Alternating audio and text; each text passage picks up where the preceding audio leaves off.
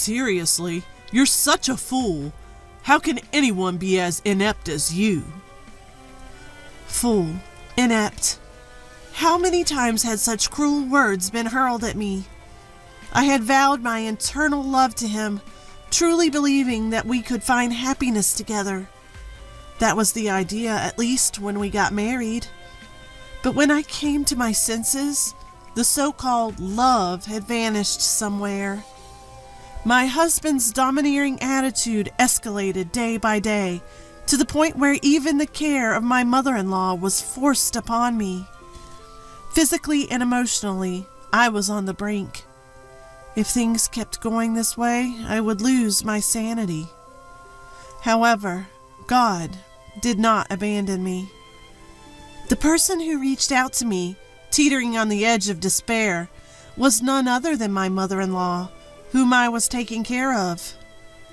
My name is Mary Wagner, 30 years old. After graduating from university, I worked in a publishing company. I quit my job at the time of marriage, and now I'm a full-time housewife. My friends say they envy me. How lucky you are to be a housewife. Your husband must be earning well, they say. But my married life isn't all that happy. In fact, it might be closer to hell. The cause of this was my husband, Jack.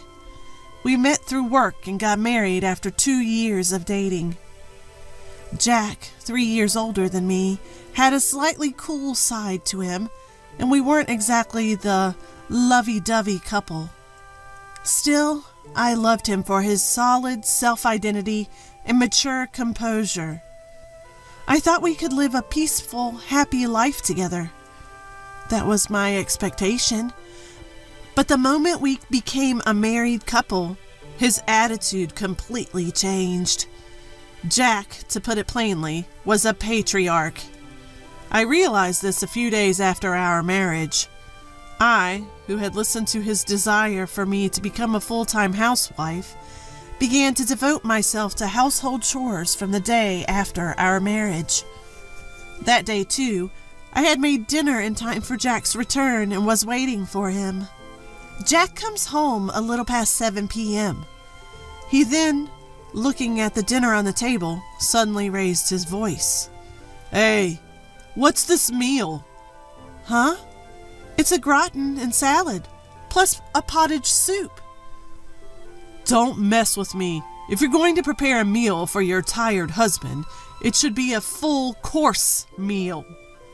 I'm sorry. The last time you said it was delicious, so... That's not an excuse. Why can't you even do such simple things? You're really over as a woman.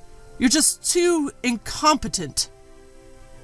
You don't have to say it like that, I mutter with a bit of a troubled expression, and Jack glares at me.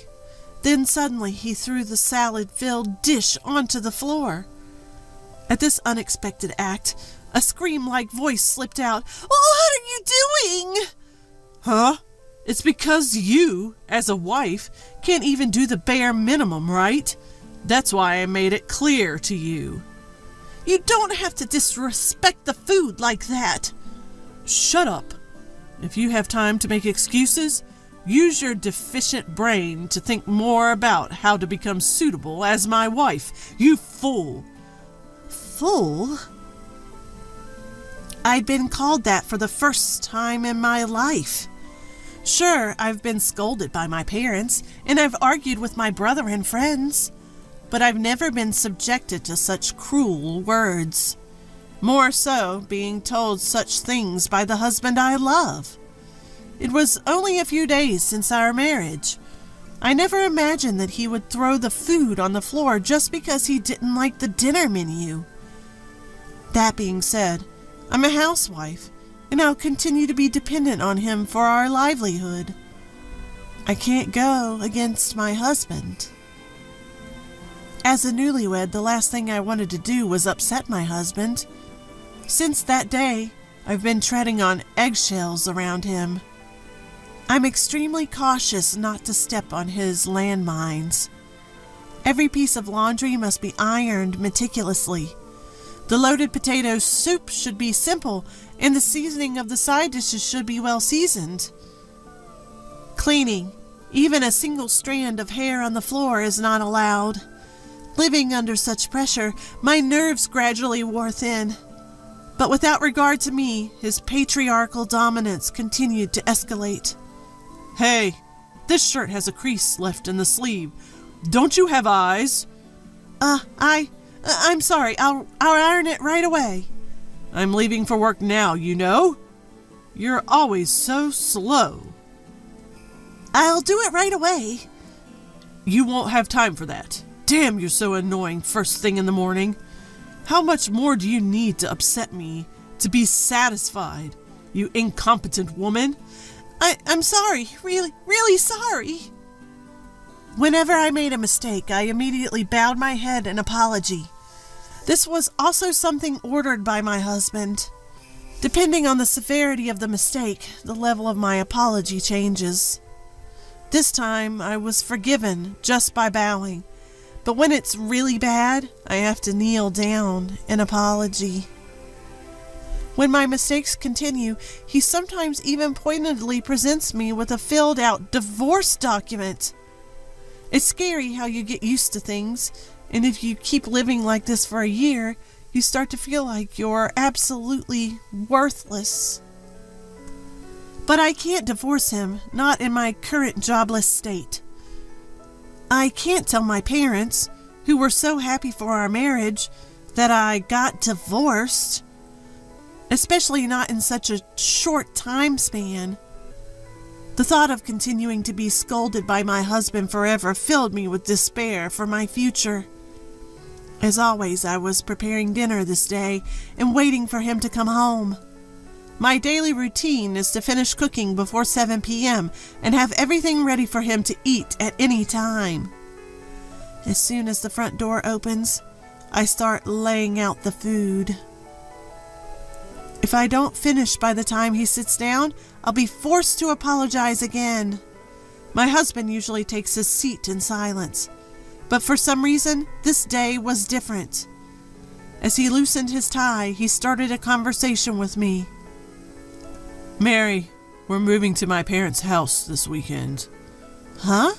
Your parents' house? You mean your mom's place?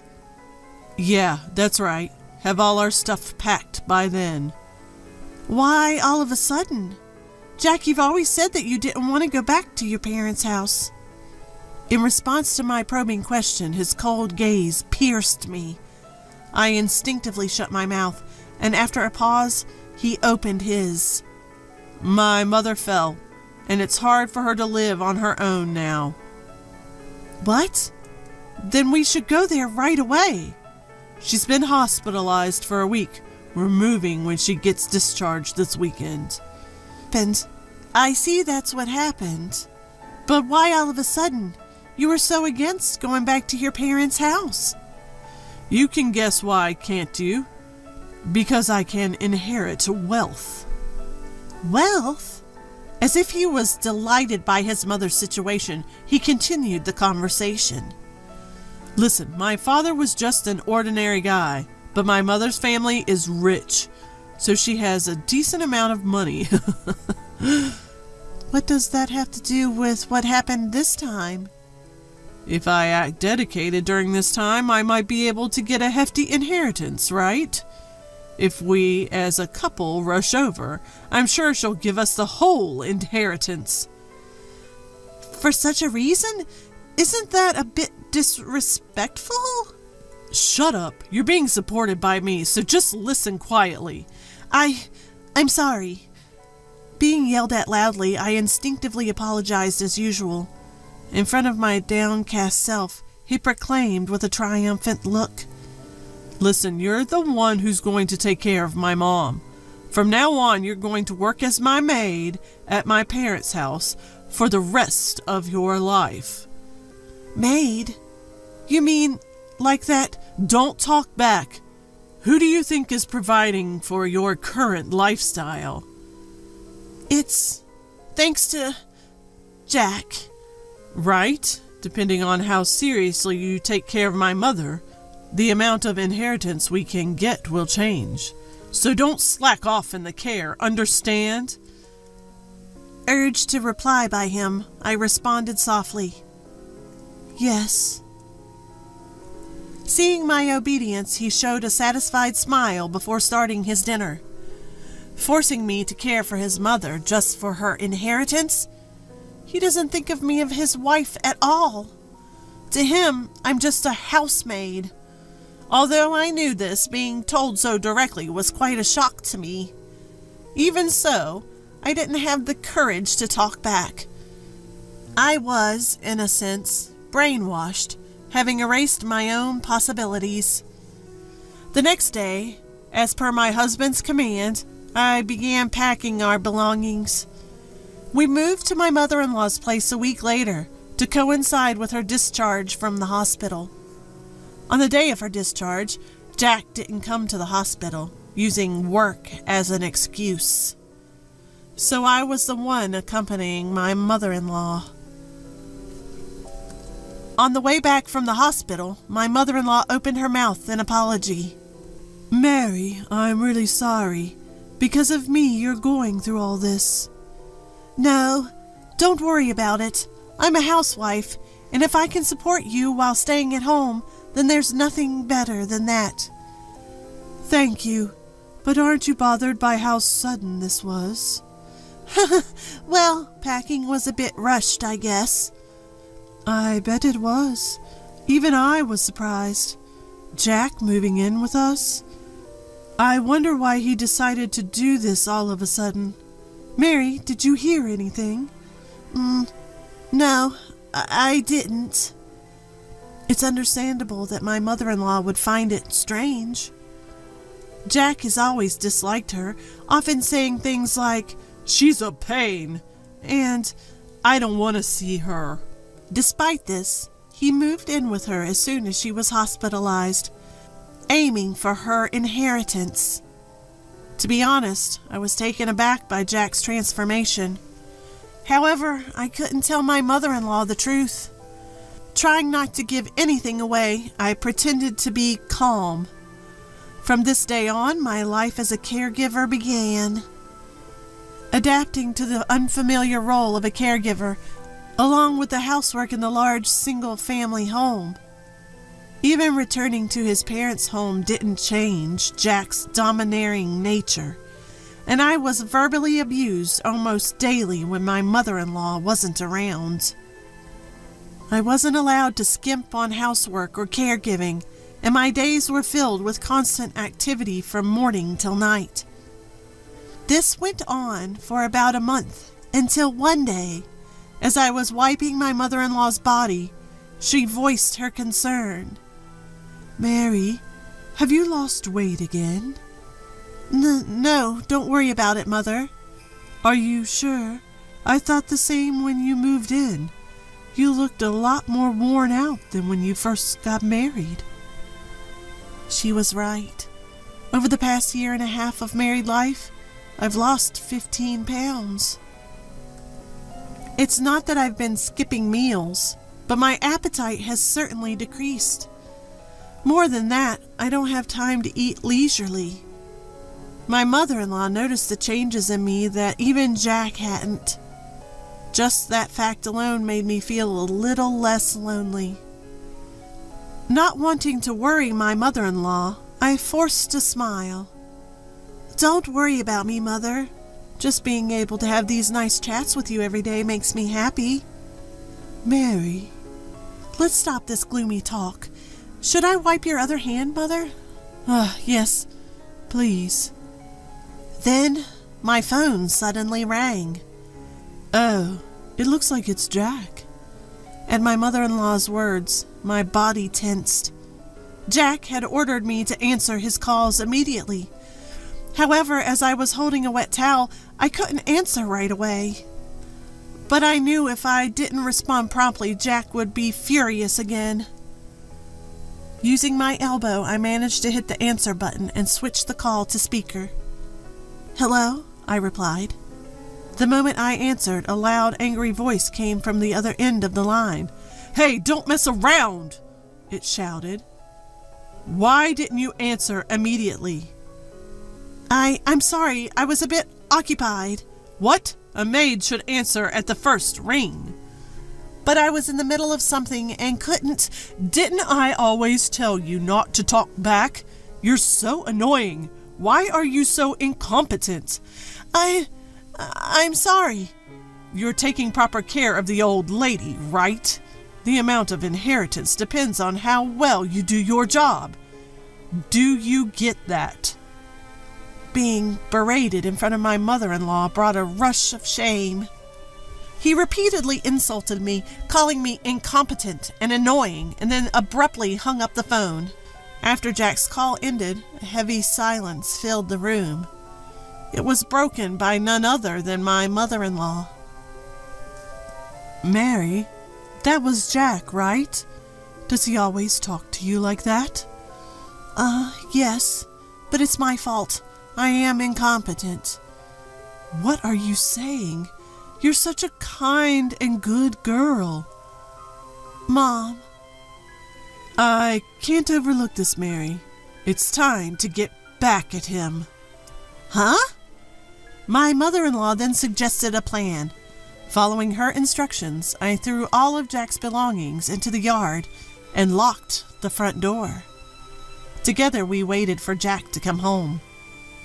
A few hours later, we could hear rattling noises from the entrance. It must have been Jack, but of course the locked door wouldn't open. Despite the intercom ringing, I ignored it just as my mother-in-law had instructed. Finally, my phone started ringing. It was Jack. I switched the call to speaker and answered. Hello? He started off shouting immediately. Hey, don't mess around. Open the front door right now. I can't do that. What? What are you saying? This is at the order of your mother. What? Unable to comprehend, he repeatedly shouted, Don't mess around, and open it now. To him, my mother-in-law let out a cold voice. The one messing around is you, you fool. Mom? I always knew you were cold, but I never thought you'd treat your wife like this. No, that's not. I knew something was off when you suddenly moved in. To use your wife and rely on inheritance. How can you live such a shameful life? No, that's not true. What's not true? I have no intention of leaving you any inheritance. If you understand, get lost. This is my house. You will never be allowed back in. Flustered by my mother-in-law's words, Jack began pounding on the door. Through the phone, I could hear him begging, Please, do something. I have an ally, my mother-in-law. I won't be brainwashed any longer. With resolution, I said firmly to Jack on the phone, I want a divorce. I can't go on with you anymore. What? What are you saying? Shut up. I'm done being married to a man like you. I don't waste my life anymore. I won't give up on my own life. I've decided to carve out my own happiness. Don't joke around. You can't live without me. There's nothing I can't do. No matter how tough it gets, it's better than being with you. I will overcome anything. I will no longer need you in my life. I refuse to have a trash like you. I abruptly hung up the phone and blocked his contact. His yelling could be heard from outside, but it eventually changed to cries of despair. My mother-in-law reported this to the police. For his nuisance behavior, he was taken away by officers. I used the divorce papers he had given me before to formally divorce him. On top of that, I sued him for compensation through a lawyer for mental and physical distress. With the witness of my mother-in-law, the proceedings went smoothly. After paying the lump sum compensation to me, Jack's savings were exhausted. In addition, he lost his position at his company after they found out about his police records, and he was reduced to an ordinary employee. Naturally, my mother-in-law refused to pass down her inheritance to Jack. After a discussion with the lawyer, in accordance with my mother-in-law's wish to leave everything to me, it was decided that she would transfer me about $1 million per year. I continue to care for my mother-in-law at her house. It's about the only thing I can do for her now. Mary, I'm so sorry for always troubling you. Even after divorcing Jack, you're still taking care of me. Why are you saying that, Mom? I should be the one thanking you. Really, I'm so fortunate to have a daughter like you.